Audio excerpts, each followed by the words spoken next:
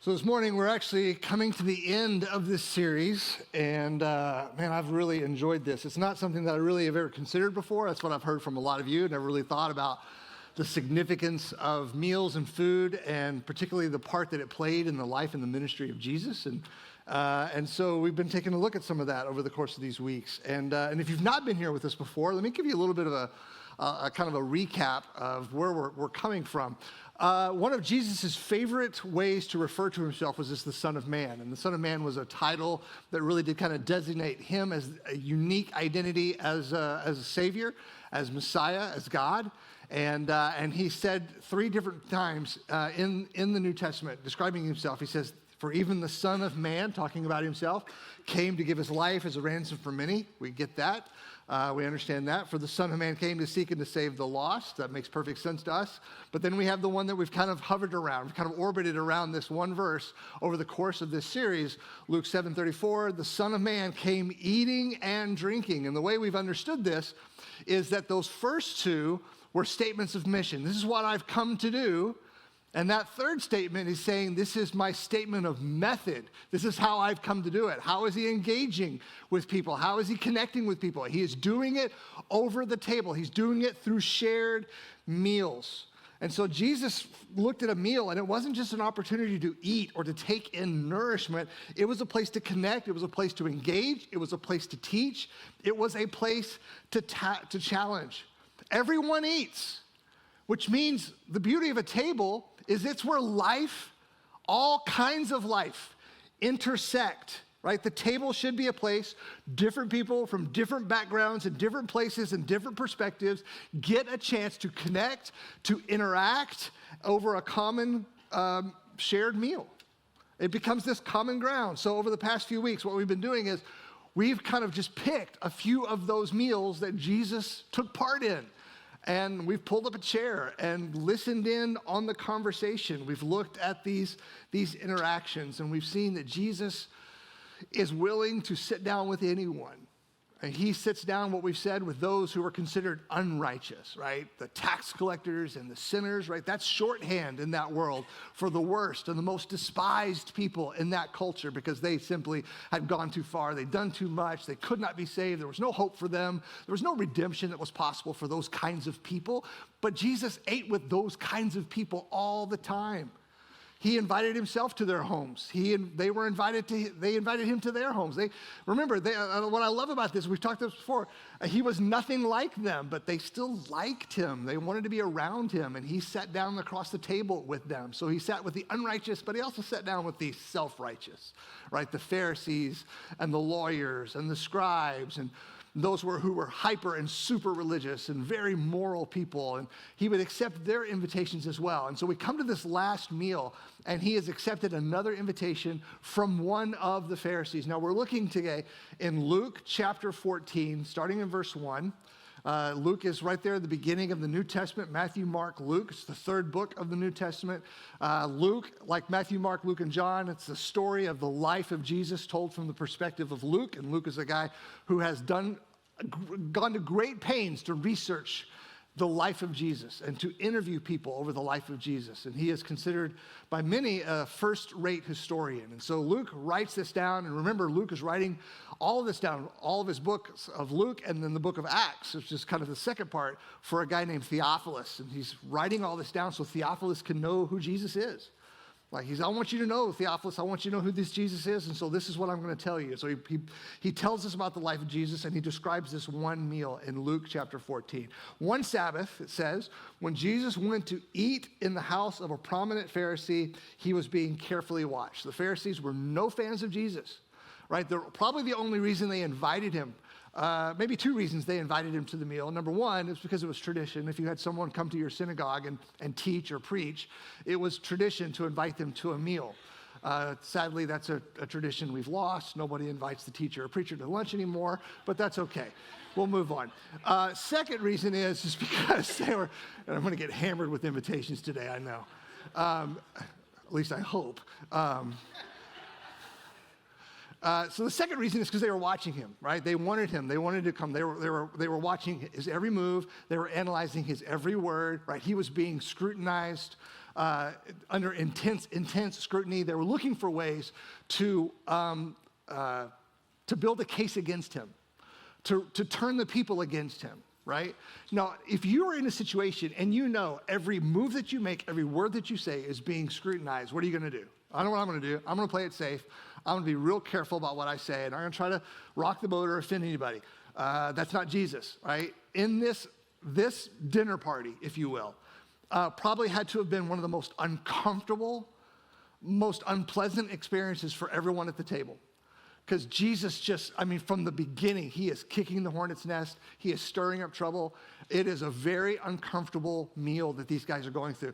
Now, talking about food, you've heard the term recently, nutrient dense or nutrient rich, right? You're talking about maybe a food that has more good in it than bad, right? That's a nutrient rich food. Brownies are rich, but they are not nutrient rich, unfortunately, right? The reason I bring that up is because this one meal is nutrient rich. And what I mean by that is there is more than enough material here for 3 sermons, I guarantee you. We will not be here that long, I promise you, but there's enough going on here. And actually, there are 3 different sections of teaching that Jesus engages in over the course of this one meal. So out of one meal, we could have gotten 3 messages, but we're gonna concentrate on the last part of the meal, on the back half of the meal. So he starts off making them really uncomfortable by challenging their approach to the Sabbath. And then he doesn't let up. He then starts to challenge their pride and their tendency to jockey for position by taking the best spots at the table, right? And he just goes after them really hard. And then after he's done kind of speaking to the whole group, he does kind of the unthinkable. He turns his attention to the host of the party. He singles him out, and he starts to speak to him, and he says, when you give a luncheon or a dinner. Now remember, he's given a luncheon or a dinner. He has done this very thing. Jesus is talking about the thing the man is currently in the process of doing.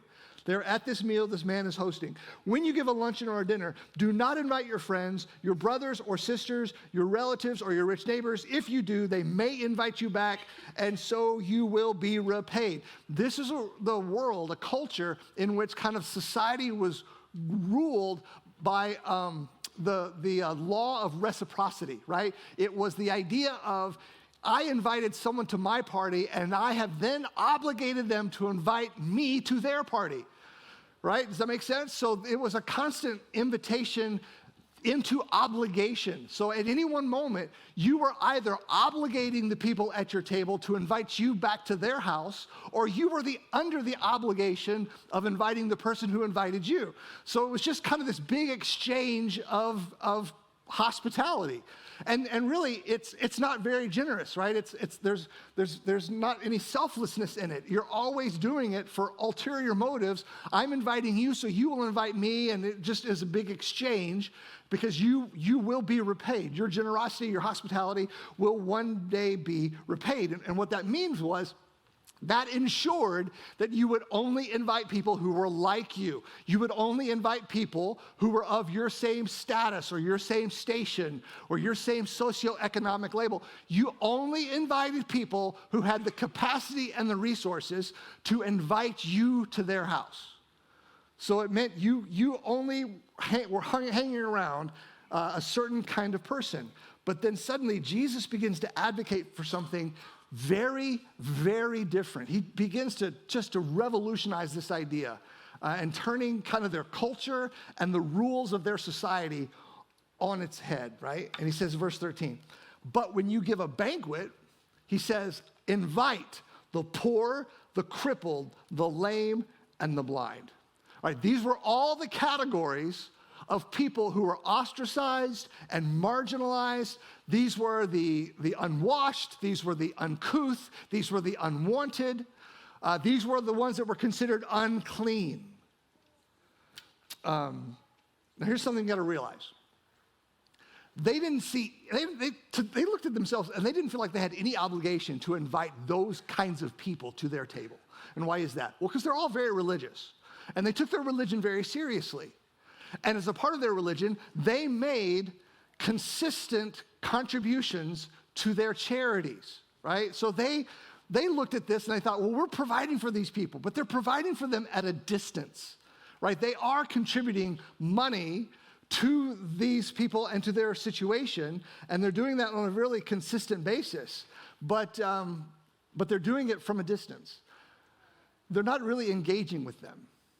Now, here's the thing I think we need to realize, and I think that Jesus is kind of getting to, is we think it's enough just to feed the poor and the cripple and the lame and the blind, right? We think it's enough just to kind of do this charity, to practice benevolence and generosity, but we do it from a safe distance. But Jesus does something that's completely different. He says we're not just called to feed them, but we're called to sit down with them. We don't just share our resources and maybe even some of our leftover food. We sit down with them and we share ourselves. See, this is different. See, a handout has nutritional value, but an invitation has relational value. It says, I want to sit down with you, and I want you to sit down with me, because that is the only thing that changes the social dynamic. See, handouts and contributions, and they're well-meaning, I get it, and these people are a part of it, but Jesus is really pressing into this, and he's saying this handout, this benevolence that you practice from a safe distance, it sends the message. It sends a message that you need me, but I don't need you, right? I have something to offer you, but I don't want to sit at a table with you because you don't have anything to offer me. You can't pay me back, which means you're not worthy of my time or my attention or my company. And what this does is, and I think this is so important, it means that so often their generosity, so often our benevolence even today, it's just superiority that is masquerading as generosity. It's a condescending compassion. And so what he does is he reframes the possibility of a meal, and he says, you know what a meal can be? A meal is an opportunity for you to sit down with someone that's not like you at all. Right? These are people who are completely different than you. They come from different places and different experiences. To sit around across the table from someone who you have nothing in common with. Because when you sit down across the table with someone, what is that? And what we've said here is the thing that got Jesus in so much hot water, that made everyone so uncomfortable, is that when he sat down with the tax collectors and the sinners and the prostitutes, when he sat down with those kinds of people, and he did it publicly, he was identifying with them. A meal at a table with someone was a public expression of identification. When you sat down across the table from someone, you were saying very, very publicly, these are my people.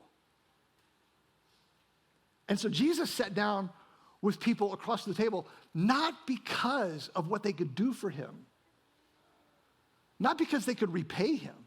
He sat down across the table with someone just because they were image bearers. They were people that he loved. He says, he's sitting down across the table, and when you do so almost as equals. And you're saying, I have something to offer you, but I also recognize you have something to offer me. And so we don't just need to eat, we need to eat with someone.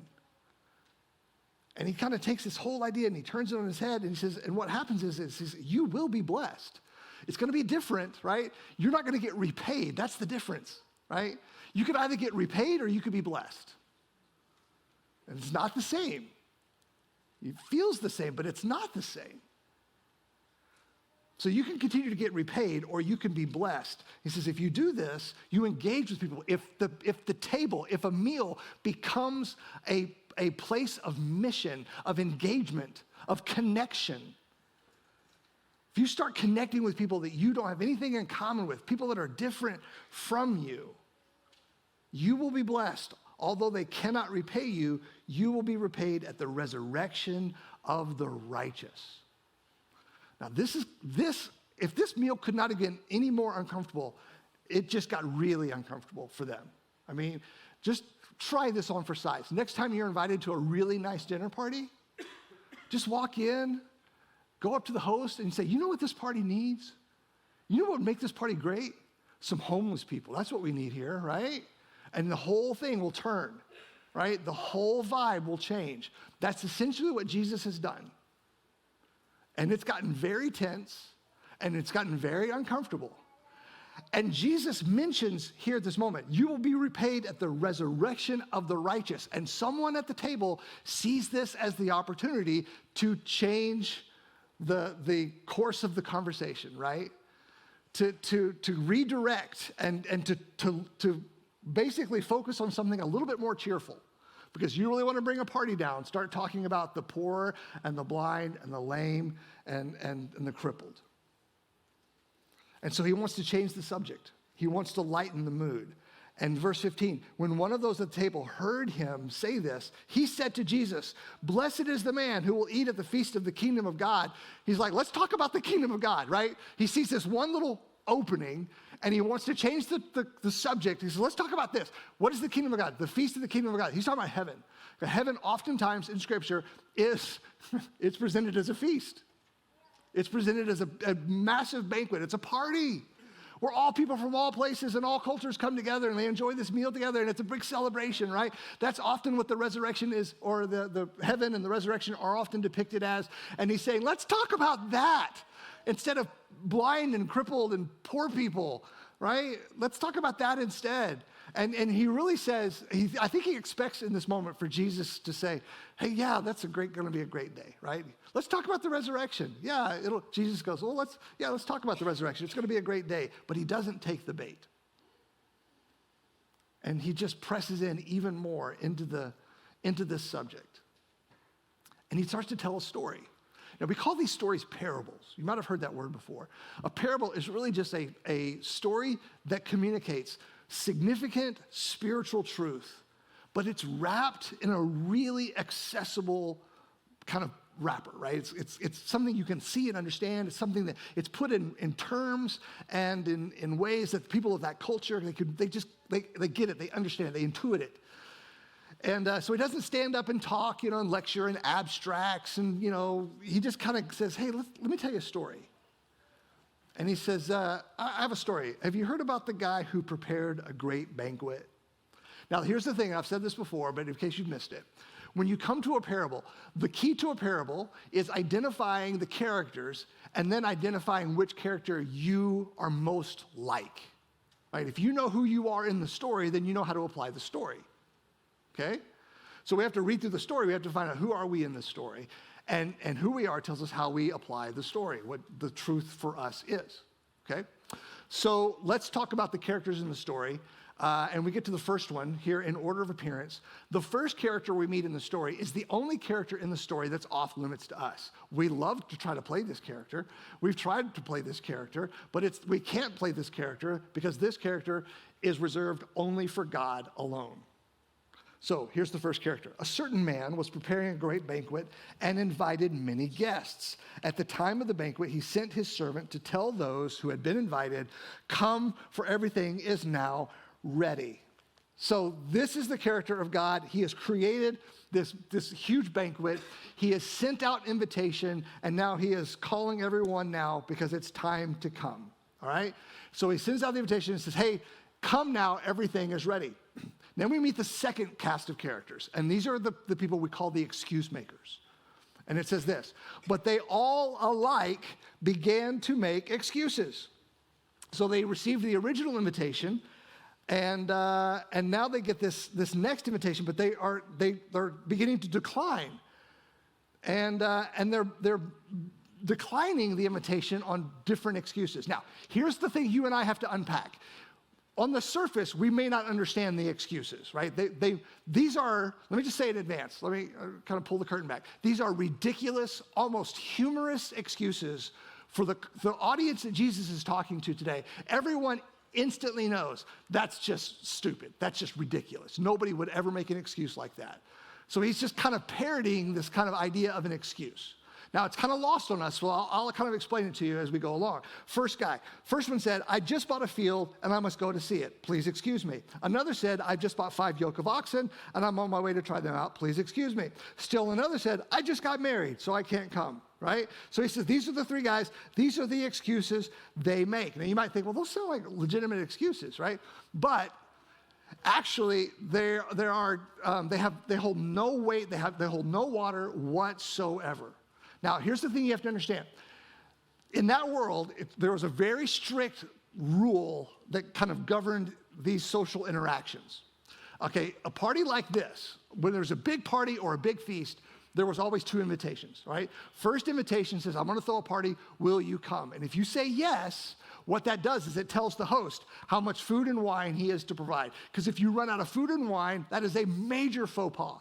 So you need to be prepared. So you send out the first invitation, hey, who's coming to my party? And it doesn't always include a specific day or time, but generally you kind of know where this is going to land, right? It's somewhere in the future, 2-3 weeks away, I don't know, 2 or 3 months away, but you generally know when it's going to be. You may not know the exact time. And then when he gets all the RSVPs back, the yeses and the nos, he knows how much to prepare, and he sets about to try to prepare for the party. Then, once the preparations have been made, and the animals have been slaughtered, and the wine has been bought, then he sends out the second invitation, and he says, come now, for everything is ready. Now, this second invitation only goes to the people who said yes to the first invitation. So when it comes to these people, they've already said yes. They've already RSVP'd. And so now you get to the second invitation, and, pardon me, and that helped. All right, I'm good. All right, so I thought I'm good. We'll be fine. I'm not dying. Okay, so you get to the excuses. And so they all said yes. And now the second invitation has gone out. And with that in mind, let's look at the excuses. Okay, first guy said, I have just bought a field. I must go and see it. Please excuse me. Let me tell you why this is ridiculous. Everybody in the room knows this is ridiculous, okay? That world, fertile land, was scarce and highly, highly priced, right? Very, very valuable. If you're even remotely good as a businessman, you don't buy a field and then go look at it. All right, you went and looked at it, you examined it, you bartered, or you kind of bargained with it, right? It was a process. You didn't buy it and then look at it. You never would do that. That's just bad business. And even if he did go to see it, was he going to go inspect it in the dark? No. Everybody knows that's a weak excuse. Okay, next one. Another said, I've just bought 5 yoke of oxen. I'm on my way to try them out. Please excuse me. This guy has bought 10 oxen. 5 yoke is 10 oxen, which tells us immediately this man is a wealthy landowner, which means he has someone to do this. He has someone he pays to do this job. He's not going to go try out the oxen. There's someone in his employment to do this very thing for him. So he's not going to do this. This is a lame excuse. Still another said, I just got married, so I can't come. Now, what that means is in that world, when a man and woman got married, they went on their honeymoon and they were released from certain responsibilities in order to go and spend time together and enjoy one another. And so what we have is a guy who apparently, when he accepted the first invitation, he didn't know he was going to get married, even though these are like months and years in the process. Like, how would you not know that there could be a conflict of scheduling here, right? And then now he's basically saying, hey, I don't want to be away from my wife for an evening. I want to be with her. And so you have these 3 excuses that really, they don't mean anything. And they're, in fact, they're insulting to the host. They're so insulting after they've said yes, and he's made all the preparations and spent all the money, and what do? You get the first guy say, hey, I appreciate the invitation, but I need to go look at some dirt. And the second guy goes, yeah, thanks for the invitation, but I would rather stand behind an ox. And the poor third guy goes, I can't go to the party. I'm married. And so these excuses, we look at it and go, they don't apply to us. Yeah, they absolutely apply to us. The terminology is ancient, but the excuses are thoroughly modern. The first guy with the field, He's choosing his possessions. And the man with the oxen, he's choosing his profession. And the newlywed is choosing his pleasure over the host who's providing the party. When you understand it in those terms, suddenly they become a lot more familiar. Sometimes what happens is we become so consumed and distracted by our possessions and our professions and our pursuit of pleasure that when the second invitation comes, just like them, we don't see it as an opportunity. We don't see it as a privilege. We don't see it as a joy. It just becomes a burden. It becomes an obligation. It becomes another appointment to keep. Now, every week we say, we're talking to two kinds of people every week, okay? We understand there are two categories of people in this room or watching online.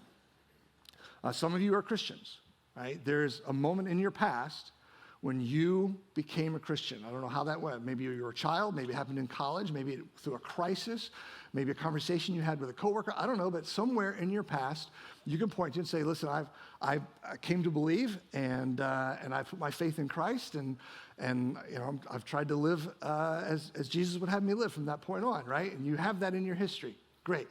Some of us don't have that yet. Some of you in this room, or whether you're watching online, you're still wrestling with that. You're still dealing with that. You're still asking some questions when it comes to that. You're intrigued by it, but you're not yet there, and you're honest about that. Great. Let me just take a moment. I want to talk just to the Christians. So if you're not a Christian in the room, you get to listen in on our conversation, right? You're still welcome to be here, and you get to listen to what we have to say to each other for a moment. So to the Christians in the room, here's the thing that we need to realize. As Christians, we run the same risk of really forgetting what God has originally invited us to. See, as Christians, what happened in our lives is we heard an initial invitation, right? And we said yes to that initial invitation.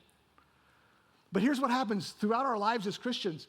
God's initial invitation, he comes back and there are subsequent invitations, right? So there's the initial invitation into relationship, and then there's subsequent invitations that come that lead us into deeper fellowship and connection and intimacy as we grow and become more like him, right? And the problem that we face is that over the years, life and all that comes with it grows up around us, and we have to recognize we are constantly being pulled at all these different directions. And just like the men in the parable, what can happen to us as Christians is that we become so preoccupied and so distracted by our possessions and our professions and our pursuit of pleasure that we can sometimes begin to see and even approach. We never say it out loud, but we see and we begin to approach our relationship with God as if it's just another obligation, right? It's another appointment we have to squeeze in. It's just an additional responsibility that we're required to take on. And we lose sight of the fact that we were invited into a beautiful relationship, into a wonderful party. And God continues to invite us into this relationship and this deeper fellowship with him, right? And what happens is when those things take precedent, right? When we begin to get distracted by those things, I think over time, as we grow as Christians, we begin to take the invitation for granted. And we begin to think the invitation was something that we deserved, something we earned. And the truth is, we're no longer surprised that we were invited. Yeah, initially we were shocked that God would invite us to his party. We were shocked that God would sit across the table from us and go, "You are my people." Man, initially that just blew us away, but over time we've kind of gotten used to it and we've taken it for granted, and it just doesn't really thrill us anymore. And so what happens is that our worship becomes half-hearted and our faith becomes tepid, and our tables just become places where we get food, but they're not places of mission. See, here's what happens is when you forget just how awesome it was that God invited you to the table in the first place, you forget what it is to invite others to that table. When you forget that you were invited, you forget to invite. When you forget that you were welcomed as you were, you forget to invite others as they are. See, when the table just becomes a place to eat, it no longer becomes a place of mission. And that's the problem with these guys. Their hearts aren't thrilled by the invitation anymore. And so they beg off, they make excuses. We need to begin to see our meals as mission. 7 days a week, 3 meals a day, 21 opportunities. 21 opportunities we have every single week to engage with someone across the table.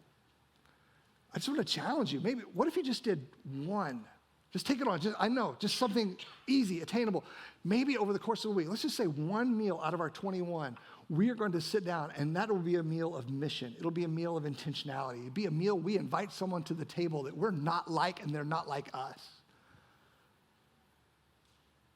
And we have a chance to connect and to teach and to talk and to hear, to give and to receive.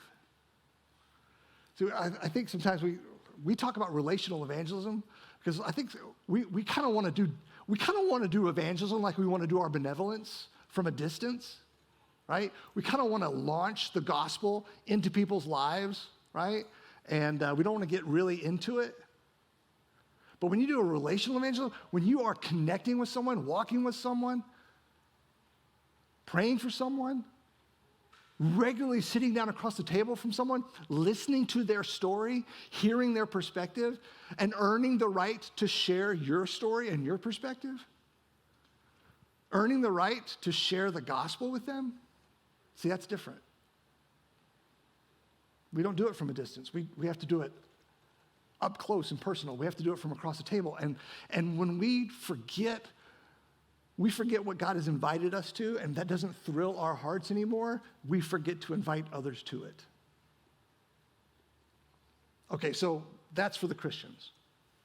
What about everybody else?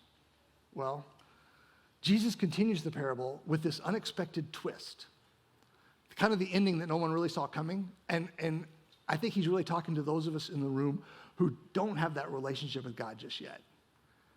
And he says this, and this is something you need to hear. He says, then the owner of the house became angry and ordered his servant, go out quickly into the streets and the alleys of the town and bring in the poor and the crippled, the blind and the lame. Bring in those who everyone else has rejected. Bring in those who society has ostracized. Bring in the unclean and the unwanted. Bring everybody in to my table. Sir, the servant said, what you have ordered has been done, but there's still room. And the master told the servant, go out to the roads and the country lanes, further to the ends of the earth. The idea is here, right? Go out to the ends of the earth and make them come in so that my house will be made full. Now we stop, and that kind of makes us a little bit uncomfortable. Are you forcing people into a relationship with God? Are you compelling them? Are you coercing them? Are you making them to come in? Why does he say make them come in? Because he knows he's talking to a group of people who've never been invited to this table.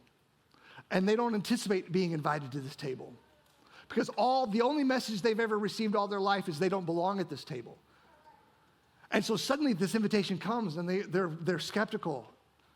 And they're nervous, and they think, is this some sort of cruel joke? Is this a cruel joke where you're inviting me to the table? When he says make them, what he means is you have to convince them.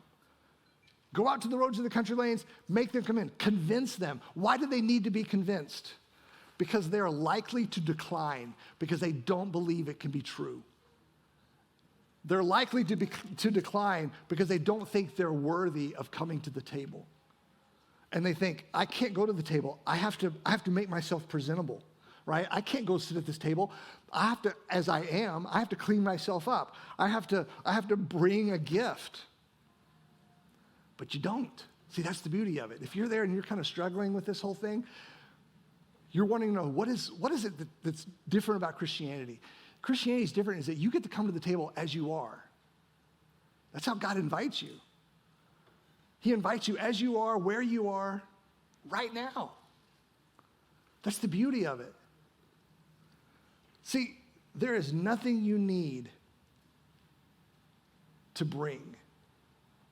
And there is nothing you need to be. And there is nothing you need to do in order to come to that table. You know why? Because what did he say? He says, come, for everything is now ready. What does he mean by that? All the preparation has been done. The cost has been made. The food has been bought. I have done all of it on your behalf. And you don't need to bring anything, and you don't need to do anything, and you don't need to be anything. you just come. Come and sit at this table. Some of you, man, that resonates with you because maybe for a long time you have felt like you were on the outside looking in. But that invitation is for you, and Jesus sits across the table, and let me tell you something. He wants to sit across the table. You know why? Because you are his people. You are the people he wants and he loves. And he invites you into that relationship. He invites you to that fellowship. He is inviting you to that table. And I hope you hear that. I hope you sense the truth of that, the reality of that. I mean, I know coming to the end of this series, I didn't want it just to end. I wanted it to end with a reason, for a purpose, and kind of with some significance. And so I came across this song, and I reached out to Austin this week and said, hey, could we do this song? Can we end this series on this song? And he was gracious and said, absolutely, we can do that. So here's what I want to do. I want you all to listen to it, but I especially want those of you here today and watching online, for those of you who are still thinking that I don't belong at this table, I can't go to that table because of the things I've done or who I am or where I've been, I'm not going to be welcome at that table. I want you especially to listen to this song because there's truth in this song. And I hope it impacts your heart. So take a listen to this, and I'll come back and finish this.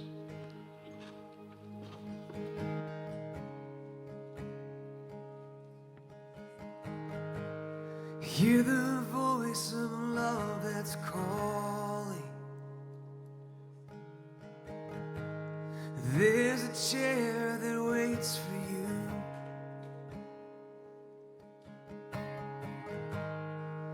and a friend who understands everything you're going through.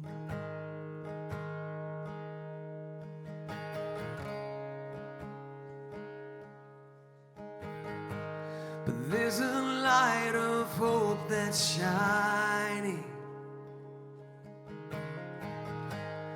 Won't you come and take your place? But you keep standing at a distance in the shadow of your shame. And bring it all to the table. It's nothing he ain't seen before. For all your sin, all your sorrow, and your sadness, there's a Savior and he calls. Bring it all to the table.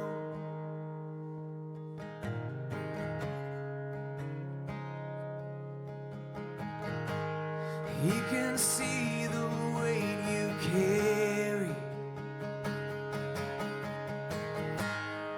and the fear that holds your heart. But through the cross you've been forgiven. You're accepted as you are. And bring it all to the table. It's nothing he ain't seen before. For all your trials, all your worries and your burdens, there's a Savior and he calls. Bring it all to the table. Bring it all.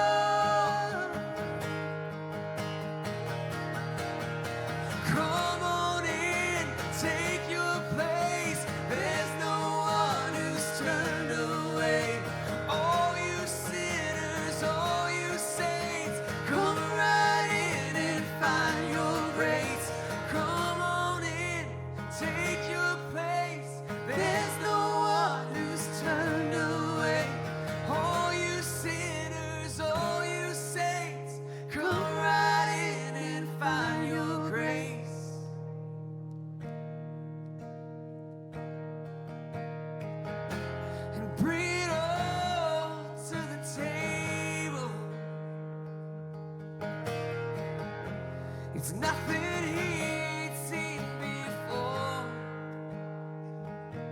For all your sin, all your sorrow, and your sadness, there's a Savior and he calls, bring it all to the table. Yes, bring it all to the table.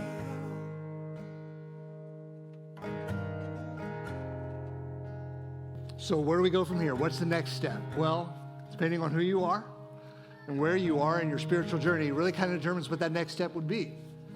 So for those of you who are still dealing with that Christian, non-Christian thing, if you're asking those questions, here's what I would encourage you to do. If you're at all intrigued, if you want to know more about the possibility of a God that would love you enough to sit down at a table with you, regardless of who you are, where you've been, what you've done, if you want to know more about that, I would encourage you and ask you, please take one of the Connect cards and fill it out with some of your information.